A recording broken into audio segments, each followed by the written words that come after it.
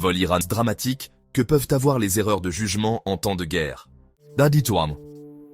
You need to hear this if you're interested in understanding the tragic events of July 3, 1988.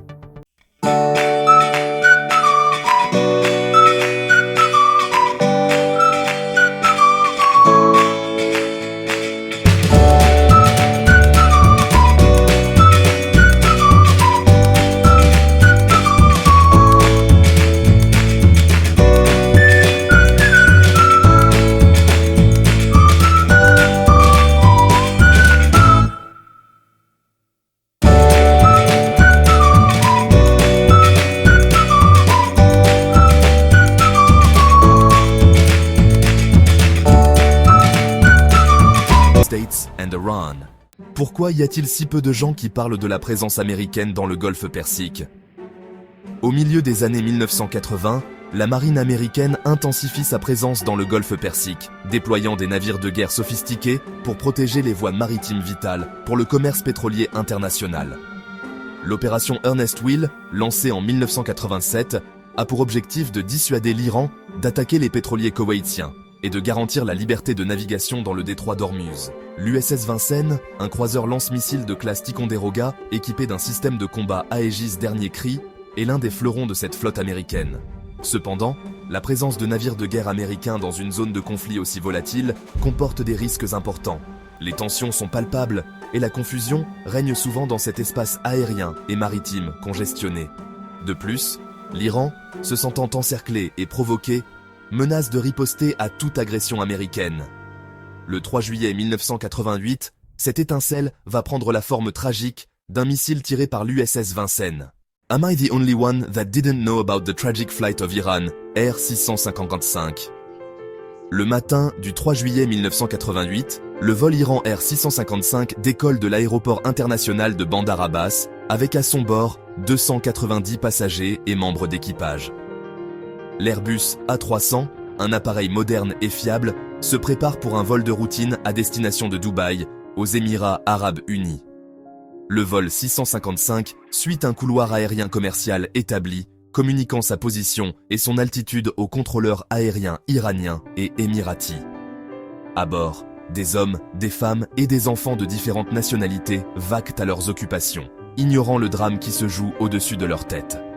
Pendant ce temps, à des centaines de kilomètres de là, l'USS Vincennes poursuit sa patrouille dans les eaux troubles du golfe Persique. Le croiseur américain, en état d'alerte maximale, scrute l'horizon à la recherche de toute menace potentielle. En quelques instants, une série d'erreurs tragiques et de décisions fatales va transformer ce vol ordinaire en une catastrophe aérienne sans précédent. You need to hear this if you're a history enthusiast. Le matin du 3 juillet 1988, l'USS Vincennes croisait dans les eaux territoriales iraniennes, une zone tendue où les navires américains étaient régulièrement la cible d'attaques de la part des gardiens de la révolution iranien. L'équipage, en état d'alerte élevé, scrutait les écrans radars à la recherche de menaces potentielles. Un signal radar non identifié apparut alors sur les écrans du Vincennes, se dirigeant vers le navire à une vitesse élevée. L'équipage, convaincu qu'il s'agissait d'un avion de combat iranien F-14 en approche hostile, tenta à plusieurs reprises de contacter l'appareil sur les fréquences d'urgence, mais en vain. La tension monta d'un cran à bord du croiseur américain. Le commandant du Vincennes, William C. Rogers III, sous pression et craignant pour la sécurité de son navire et de son équipage, prit la décision fatale d'ordonner le tir de 2 missiles solaires SM-2. En réalité, l'avion détecté par le radar du Vincennes n'était autre que le vol Iran Air 655, un Airbus A300 civil suivant sa route commerciale habituelle. En quelques secondes, les 2 missiles américains atteignirent l'Airbus iranien, le pulvérisant en plein vol. This is gonna blow your mind. La nouvelle de l'attaque contre le vol Iran Air 655 se répandit comme une traînée de poudre à travers le monde, suscitant une vague d'indignation et de condamnations internationales. Les images des débris de l'Airbus iranien flottant à la surface du golfe Persique firent le tour du monde, témoignant de la violence inouïe de l'impact. L'Iran accusa immédiatement les États-Unis d'avoir commis un acte barbare et criminel en abattant délibérément un avion civil. De nombreux pays, y compris des alliés des États-Unis, exprimèrent leur consternation et leur condamnation de l'incident. Le Conseil de sécurité des Nations Unies adopta la résolution 616, qui déplorait profondément l'attaque et appelait à une enquête approfondie. Les États-Unis, tout en exprimant leur regret pour la perte de vies humaines, maintinrent que l'USS Vincennes avait agi en état de légitime défense, croyant à tort faire face à une attaque imminente d'un avion de combat iranien. L'incident du vol Iran Air 655 marqua un tournant dans les relations américano-iraniennes, déjà profondément dégradées depuis la révolution islamique de 1979. I bet you didn't know the full story behind the tragedy of Iran Air Flight 655. Suite à la tragédie du vol Iran Air 655, une enquête fut menée par l'US Navy pour déterminer les circonstances exactes de l'incident et les responsabilités engagées. Le rapport final, publié en 1988, conclut que l'équipage de l'USS Vincennes avait commis une série d'erreurs d'appréciation et de jugement qui avaient conduit à la destruction de l'avion civil. L'enquête révéla que l'identification erronée de l'Airbus iranien comme un avion de combat F-14 était due à une combinaison de facteurs, notamment le stress intense de l'équipage, les mauvaises conditions de visibilité et les dysfonctionnements du système Aegis du Vincennes. Cependant, l'enquête de l'US Navy fut critiquée par de nombreux observateurs, qui lui reprochèrent son manque d'impartialité et son empressement à disculper les responsables américains. L'Iran rejeta catégoriquement les conclusions du rapport, le qualifiant de mascarade et de tentative de dissimulation de la vérité. En 1990, l'Organisation de l'aviation civile internationale, OACI, publia son propre rapport sur l'incident, qui confirmait les principales conclusions de l'enquête américaine. Malgré les enquêtes et les rapports, la vérité sur l'attaque du vol Iran Air 655 reste controversée.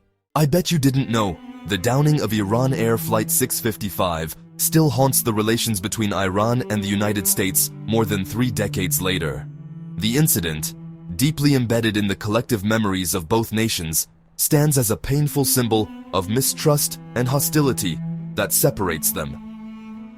In Iran, the attack on Flight 655 is seen as an act of state terrorism perpetrated by the United States. Every year, on July 3rd, commemorative ceremonies are held across the country to honor the victims and denounce American policies in the Middle East. In the United States, the Flight 655 incident is less present in collective memory, but it continues to spark debates and controversies. While some Americans argue that the incident was a tragic accident, others believe that the United States has never fully taken responsibility for the tragedy. The legacy of Flight 655 continues to weigh heavily on US-Iran relations, making dialogue and cooperation between the two countries extremely difficult. I'm sure you've heard the news. L'abattage du vol Iran Air 655 par l'USS Vincennes est une tragédie qui nous rappelle les conséquences dramatiques que peuvent avoir les erreurs de jugement, la méfiance et le manque de communication en temps de tension internationale. L'incident a mis en évidence la nécessité de renforcer les mesures de sécurité aérienne et de promouvoir la coopération internationale pour prévenir de tels drames à l'avenir. Suite à la tragédie, l'Organisation de l'aviation civile internationale, OACI, a introduit de nouvelles réglementations et procédures visant à améliorer la sécurité aérienne, notamment l'obligation pour les avions civils d'utiliser des transpondeurs mode S qui permettent une identification plus précise des appareils. L'OACI a également renforcé la coopération entre les États membres pour améliorer la gestion du trafic aérien et la prévention des conflits. La leçon la plus importante que nous pouvons tirer de l'abattage du vol Iran Air 655 est la nécessité de privilégier le dialogue, la coopération et la recherche pacifique de solutions aux conflits internationaux. En commémorant les victimes de cette tragédie, nous devons réaffirmer notre engagement à construire un monde plus sûr et plus pacifique pour tous.